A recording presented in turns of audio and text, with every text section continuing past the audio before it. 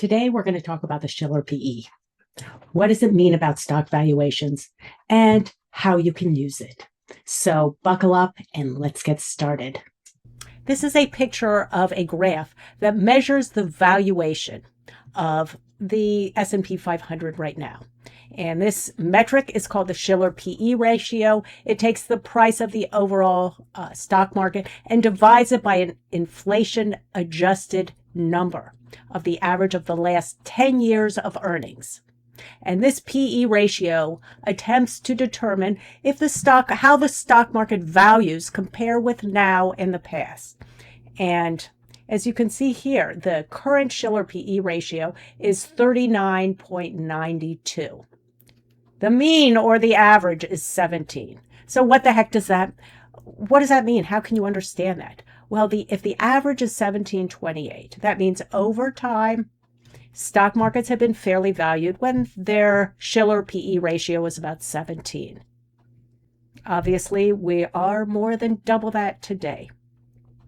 Typically, what happens over time is stock market valuations revert to their mean. This is the stock market valuation in October 1999. That was the precipice or the height of the stock market tech bubble. And you'll see what happened to valuations after that point when the bubble burst. The PE ratio went down, down, down until 2010, and stock prices plummeted for the first decade of this millennium. So why am I telling you this? Well, I'm telling you this so you can understand stock prices go up and down. And different types of asset classes, bonds, REITs, real estate, they all vary. They go up and down. They're not going to continue in the same way. You can expect over the next few years, you're going to have a stock market that's going to revert to the mean.